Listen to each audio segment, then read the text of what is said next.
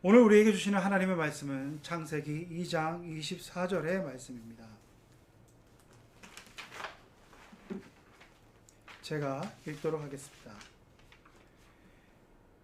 이러므로 남자가 부모를 떠나 그의 아내와 합하여 둘이 한 몸을 이룰지로다. 아멘.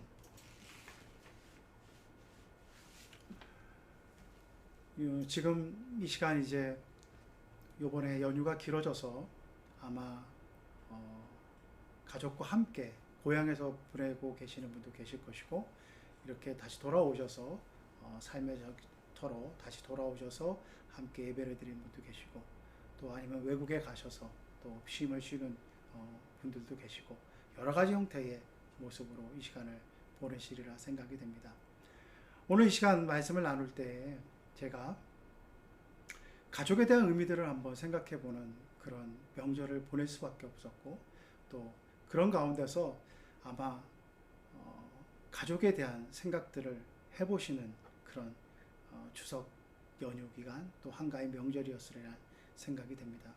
왜냐하면 이것이 통계적으로도 우리에게 시사해 주는 바가 많은데, 이 참 쉽게 얘기할 수 있고 또 우리가 그냥 일반적으로 얘기하는 것들은 가족이 함께 모여서 기쁨을 나누고 또 한가위 명절에 정말 큰 가족 안에서 화목함을 누리는 가정도 많이 계시겠지만, 통계적으로 그 가족 간의 만남을 통하여서 그동안 만나지 못했던 가족들이 다시 만나게 되고 다시 얼굴을 보는 가운데서 여러 가지 불화의 요인들이 생기고, 그것을 통하여서 가정의 어려움들을 겪게 되는 것들이 통계적으로 증명해주고 있습니다. 그것은 바로 무엇이냐 하면 추석이나 설 명절 이후를 지나서 이혼율이 올라간다고 하는 그런 통계적인 결과들이 있습니다. 여러 가지 사회적 요인들이 있고, 또 우리가 가지고 있는 가부장적 문화와 또 우리 전통 안에서 누리는 그러한 여러 가지 상황들 속에서 여성들이 갖게 되는 여러 가지 그 명절을 지나게 되는, 그래서 뭐 명절 죽은 것도 있을 수 있고 여러 가지 상황들에 느끼게 되는 참 아픔들, 그런 것들이 이제 표출되는 그런 상황들이 연출된다고 하는 거죠. 저 또한 이번 명절을 맞이해서 가족을 만나고 가족 안에서 좋은 시간을 보낸 것도 있지만, 그 가족을 만남으로 말미암아 어떻게 보면 각자 가정을 이루고 그 가정 안에서 살아갔던 가족들이 이제 이렇게 명절을 만나게 되면 그 가운데서 오고 가는 대화들이 뭔가 이렇게 그동안에 감춰져 있던 감정들을 일깨우게 되고, 그 안에서 이렇게 좀 그 감정도로 말미암아 상처를 입게 되는 경험도 있을 수 있다고 하는 것입니다. 전 최근에 저희 조카 녀석의 어떤 결혼식을 이제 참석하게 됐고 그랬는데, 제가 그 조카 녀석의 그 결혼식 이후에 얘기들을 듣게 되었습니다. 저한테는 좀 많은 생각들을 해주게 되는 일화였는데요. 참 성격도 좋고 여러모로 이렇게 봐도 어디 내놔도 정말 아깝지 않는 그런 귀한 우리 조카였는데, 얘가 이제 나이가 관연해지면서 집안에 여러 가지 이제 그 스트레스를 많이 받았습니다. 그래서 저희들은 조심한다고 하지만 우리 조카가 워낙 성격도 좋고 또 어른들이 이제 하는 여러 가지 얘기들, 즉 너는 나이가 됐는데 아직 시집을 안 가냐, 이런 얘기들을 했을 때 아주 뭐 이렇게 대수롭지 않게 이렇게 받아주고 또 웃으면서 넘어가는 그렇기 때문에, 조카에게 그렇게 그 결혼에 대한 스트레스를 주는 이야기들에 대해서 사실 어른들이 조심하지 못했던 부분들이 있었습니다. 그런 가운데 저희 어머니께서 그러니까 한마디로 이뻐하는 손녀에게 아주 뭐라고 할까, 강력하게 이번에는 결혼해야 된다는 식의 어떤 얘기들을 하셨나 봅니다. 그리고 나서 저희들은 전혀 그런 그 조카의 반응이나 이런 것들이 별 이상하지 않았고 또 잘 넘어갔다고 생각을 해서 저를 그것을 마음에 두지 않았는데, 나중에 이제 그 조카의 이제 결혼 이후의 얘기들을 들어보니까 그때 그 해에 있었던 그 할머니의 그 얘기가 아주 마음에 강한 상처로 남았다고 합니다. 그래서 그 상처로 남은 얘기들을 가지고 그 남은 과정 속에서 어떻게 보면 그것이 상처로 남아서 친구가 이렇게 만남을 주선하게 되고 했을 때, 그 이전에는 뭐 여러 가지가 이제 좀 시간이나 이런 여건들 때문에 그렇게 흔쾌히 그런 선이나 소개팅의 자리에 이렇게 응하지 않았는데 그때는 그것이 상처가 되어서 그래 나도 이번엔 정말 그 할머니가 그렇게 얘기하셨는데 뭐 정말 그 욱하는 마음에서 그렇게 나갔다가 좋은 배필을 만났다라고 하는 어떻게 보면 결과는 해피엔딩이었지만 우리 가정 내에서도 그렇게 정말 여러분 잘 아시는 것처럼 명절 기간 동안에 하지 말아야 될 그 얘기들 뭐 결혼에 대한 얘기라든지 학업에 대한 얘기라든지 뭐 사업이나 여러 가지들을 조심하지 못한 그 가운데서 있었던 그런 이야기들을 다시 한번 피부로 느끼는 그런 과정이었습니다. 여러분 명절 잘 보내셨습니까? 아마 지금 겉으로는 웃으면서 네 그렇게 말씀하시고 하시지만 속으로는 뭔가 응어리가 있는 분들도 분명히 계실 것입니다. 오늘 본문의 말씀은 아마 추석이 되었던 설이 되었던 명절 전후에서 듣는 설교의 본문하고는 아주 생소한 본문이라는 것을 신앙생활을 조금이라도 오래 해보신 분은 느끼셨을 것입니다. 오늘 본문의 말씀은 대부분 결혼식 때 많이 인용되어지는 말씀입니다. 결혼식 때 그 주례할 때 많이 인용되어지는 말씀인데 제가 특별히 오늘 추석 명절 이후에 첫 번째 주일을 맞이하는 이 주간에 이 말씀을 가지고 한번 가족에 대한 의미들 또 결혼에 대한 의미들 또 우리가 앞으로 삶을 살아가는 데 있어서 관계성에 대한 의미들을 생각해 보고자 하는 의미에서 이 본문의 말씀을 택하였습니다. 오늘 본문의 말씀은 바로 결혼하는 남녀의 상황과 관계 속에서의 말씀을 하시고 있는데 그 남녀의 상황과 관계성 속에서 그 둘이 하나 되는 그 과정 가운데 아주 중요한 그 포인트를 말씀해 주고 계십니다. 그것은 무엇이냐 하면 그 남녀가 하나 되는 데 있어서 부모를 떠나라고 하는 말씀이라고 하는 것입니다. 이 떠나라고 하는 그것에 초점을 두고 있다라고 하는 것입니다. 물론 서로 사랑하여서 한 몸이 되어지고 서로 살아가서 서로 이해하는 가운데서 살아가는 그 과정이지만 오늘 본문의 말씀 이것은 바로 떠남에 초점이 있다고 하는 것입니다. 이 본문의 말씀과 함께 많이 얘기되어지고 또 본문의 말씀을 인용한 것이 예수님께서 마태복음 19장 1절에서부터 11절까지 말씀에 나오는 이혼에 대한 부분들 그 가운데서 오늘 본문의 말씀을 인용을 하십니다. 마태복음 19장 4절에서 6절까지의 말씀 가운데서 예수님께서 이것을 말씀하시는 가운데서 사랑하는 사람과 함께 있어서 그 배필을 이제 이혼으로 하는 과정 속에서 떠나서 한 몸 된 가정 안에서 이루어져야 될 사랑의 그 가족의 모습들을 얘기하는 그 가정 속에서도 부모를 떠나는 그것을 말씀해 주고 있습니다. 여기서 떠남이라고 하는 것은 물리적인 떠남도 분명히 있을 것입니다.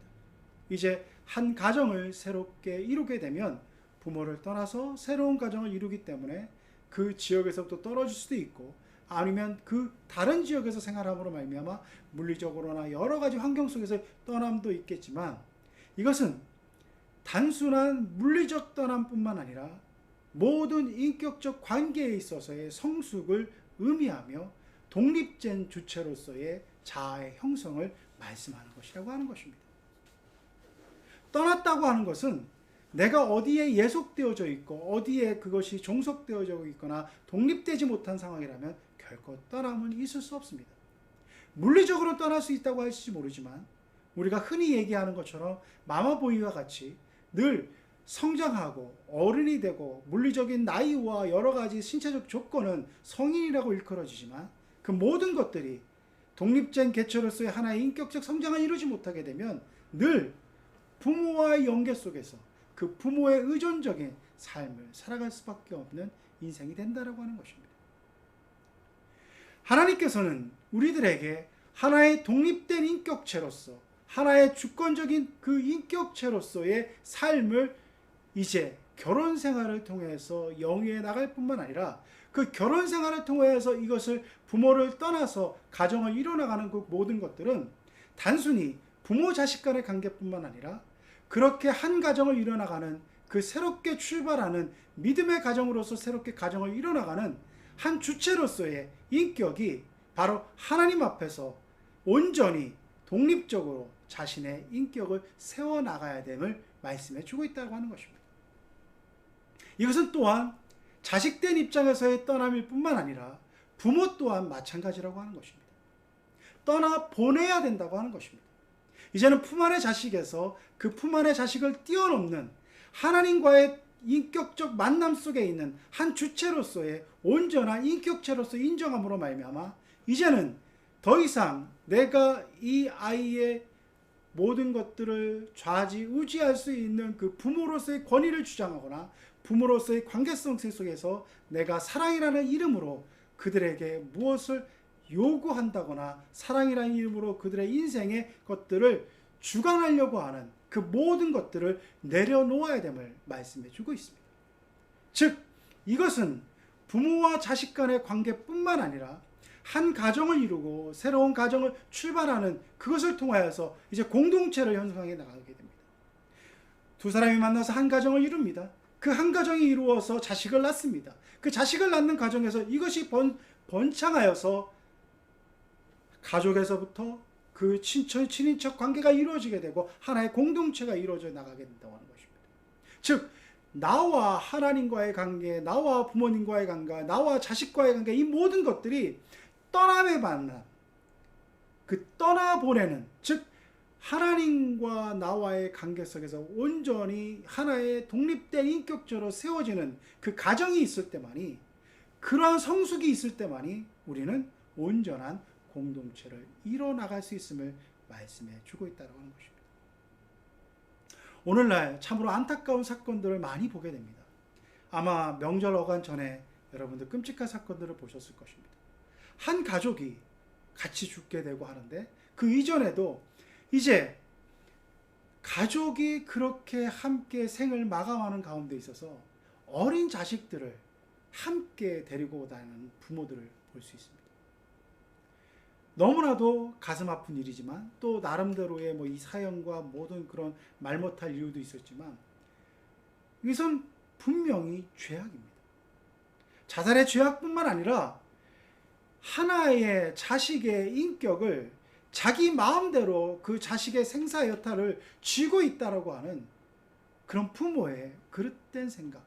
물론 그 부모 마음 가운데 내가 죽게 되면 이 자식이 얼마나 힘들까라고 하는 여러 가지 이야기도 있을 수 있겠지만 그건 참으로 하나의 온전한 인격체로 자식을 대하는 태도가 아님을 극명하게 보여주는 끔찍한 사례지만 아주 극명하게 보여주는 그런 사건들이라고 하는 것입니다.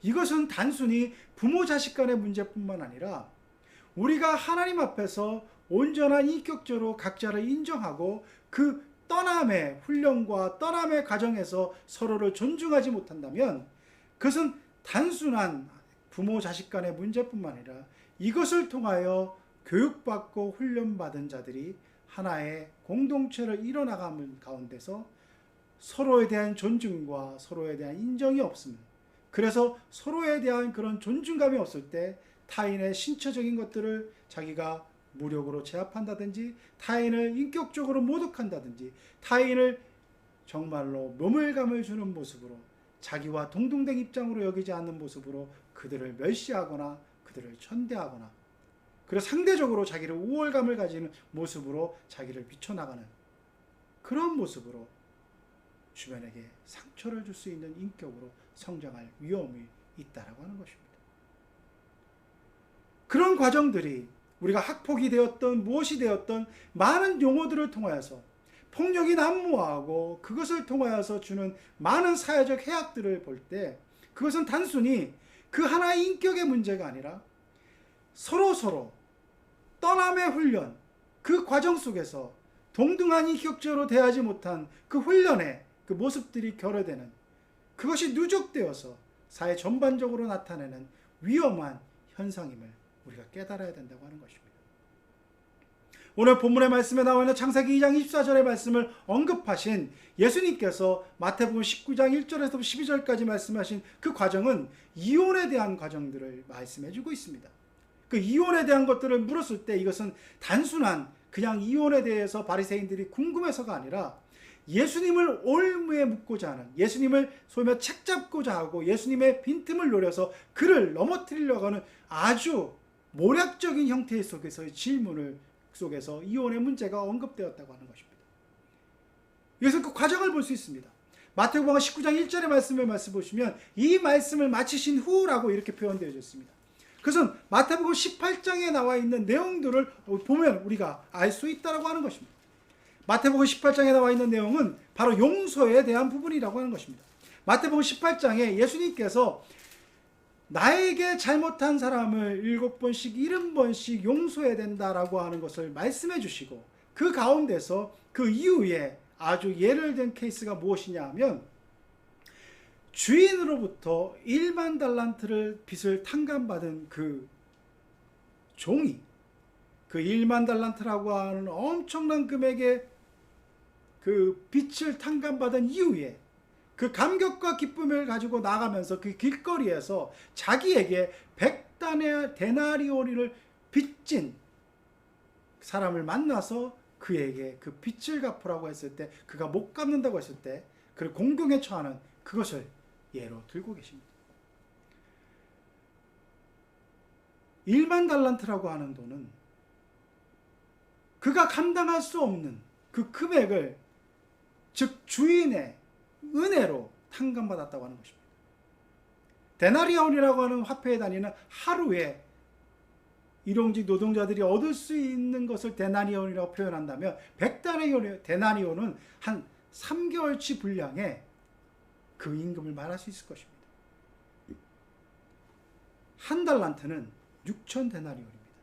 그러면 그 6,000데나리온의 10,000배가 되는 그 금액을 탕감받은 자가 자기에게 100데나리온이라고 하는 금액을 빚진 자를 탕감해 주지 않는 모습을 통해서 예수님께서는 한량없는 은혜를 덧입은 우리가 일상의 삶 속에서 그 은혜의 감격 속에서 내가 받은 은혜의 감격은 정말 감사와 기쁨으로 가지만 그것이 고백되어지는 삶의 현장은 너무나도 각박하고 너무나도 자기중심적이며 이기적이다라고 하는 것을 말씀해 주셨다고 하는 것입니다.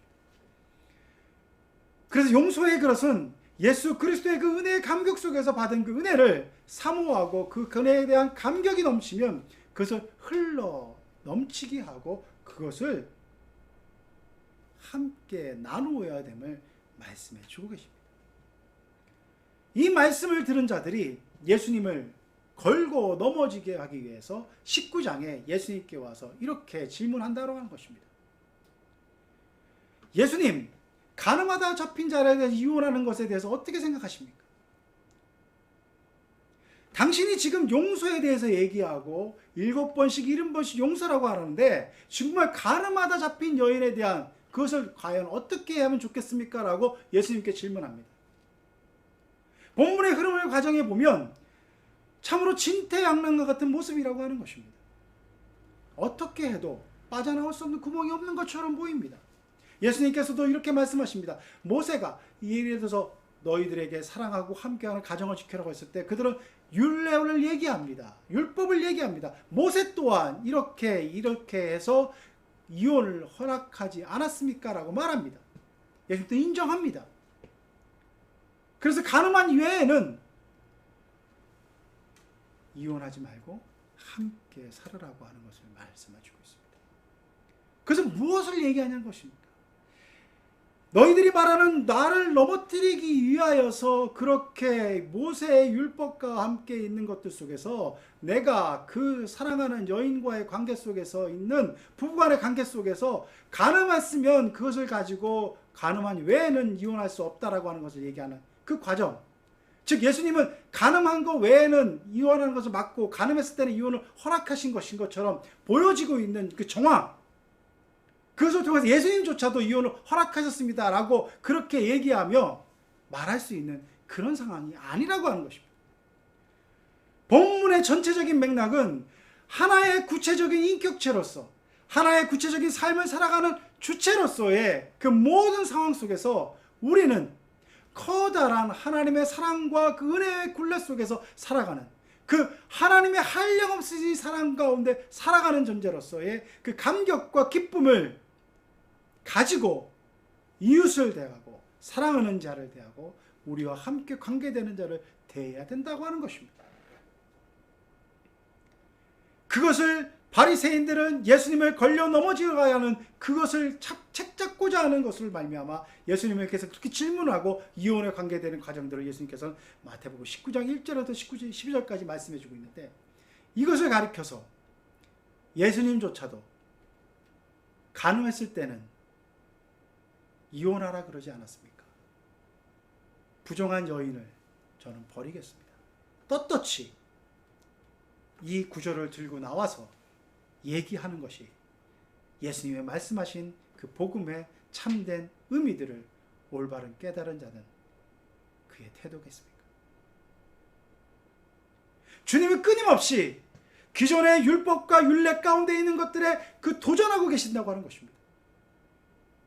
너희들이 가지고 있는 생각과 그 가정 속에서 있는 것들을 도전하시면서 그 안에 참된 하나님과의 사랑과 참된 하나님과의 관계 속에서의 너희들이 무엇을 고백하며 살아가고 있는가 하는 것들을 끊임없이 묻고 계시다고 하는 것입니다. 가족 간의 관계도 마찬가지입니다. 어떻게 보면 가장 용서할 수 없고 가장 어떻게 보면 이해받을 수 없고 이해할 수 없는 것이 가족 간의 관계일 수도 있습니다. 아이러니 아니겠습니까?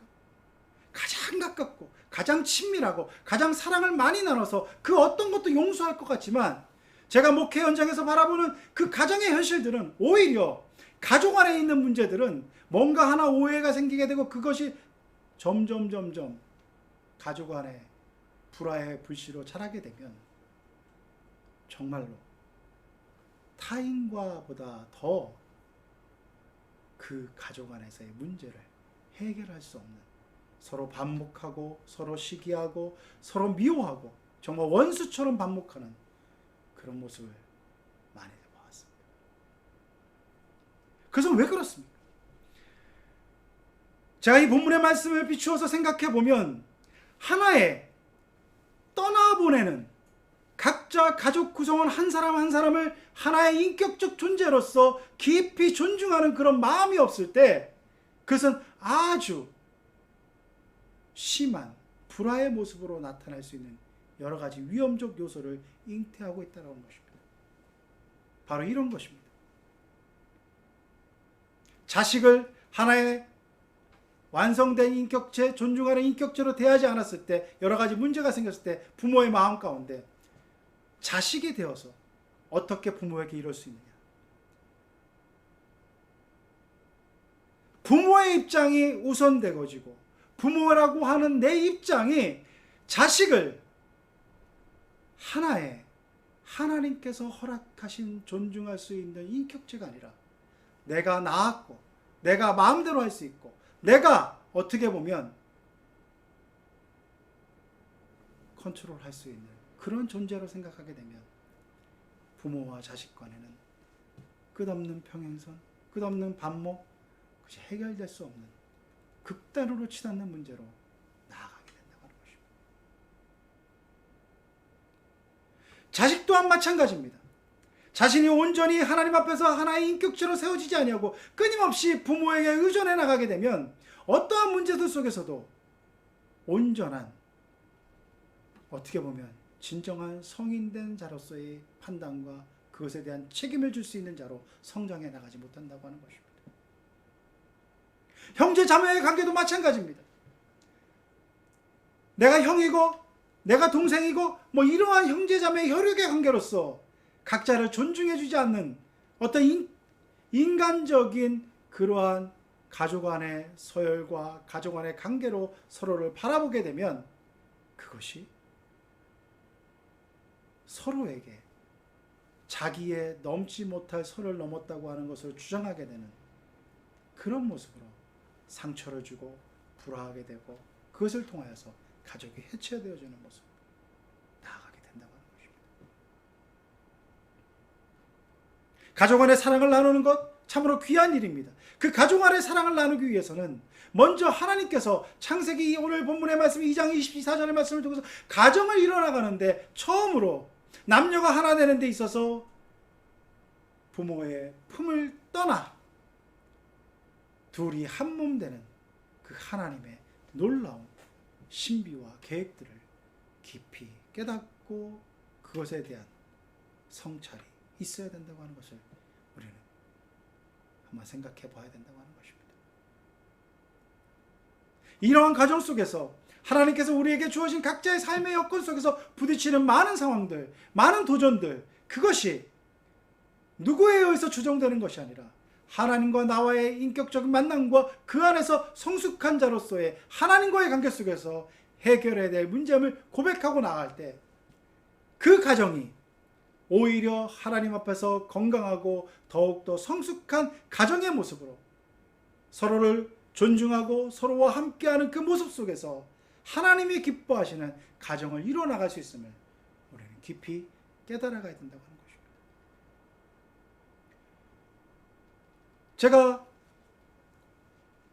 인생의 세월을 조금씩 부끄럽지만 여기 연배 많으신 분도 계셔서 부끄럽지만 조금씩 깨달아가면 느낀 것은 많은 문제들이 그냥 어떻게 보면 허울 좋은 여러 가지 명분을 얘기하지만 가족 안에서도 결과적으로 그 물질의 문제, 그것이 가정의 큰 불화의 요인이 됨을 많이 목도하게 됩니다.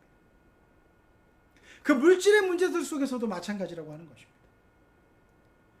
어떠한 관계 속에서 그것을 떠나보내는 것 같은 서로 독립된 존재로서 인정하지 않게 되고 자식이 부모의 재산을 예를 들어서 탐하거나 의지하거나 모습, 또 부모는 자식의 그 물질을 가지고 예를 들어서 정말로 뭔가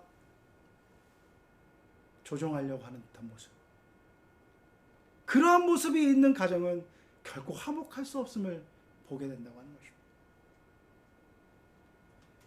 그래서 떠나야 된다고 하는 것입니다.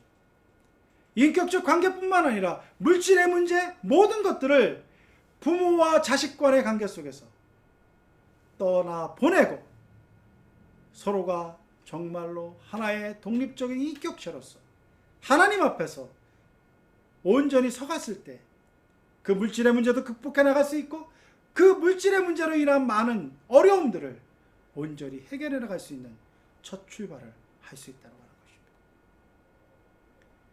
그것이 되어지지 않으면 여러 가지 가정 안에서 얽히고 설킨 문제로 말미암아 마지막에 참으로 가족의 큰 불화와 여러 가지 모습들을 많이 보게 됩니다.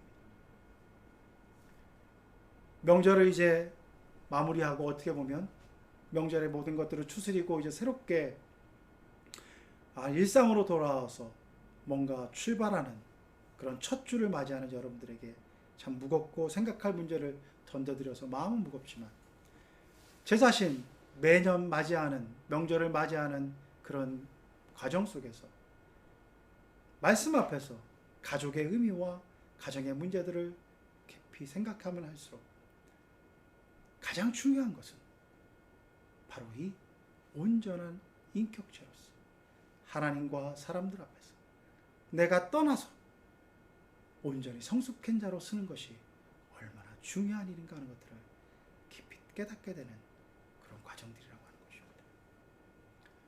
저와 여러분의 삶 속에서 하나님과 사람들 앞에서 온전히 정말로 하나의 인격체, 하나님과 깊은 신앙의 교제를 나누는 성숙한 인격체로서 하나님께서 허락하시는 그 가족 속에서 그 가정 안에서 하나님이 주시는 깊은 기쁨과 화목하면서 주는 감사와 감격을 마음껏 누릴 수 있는 귀한 복된 삶을 사는 성도님들 될 수 있기를 간절히 바랍니다.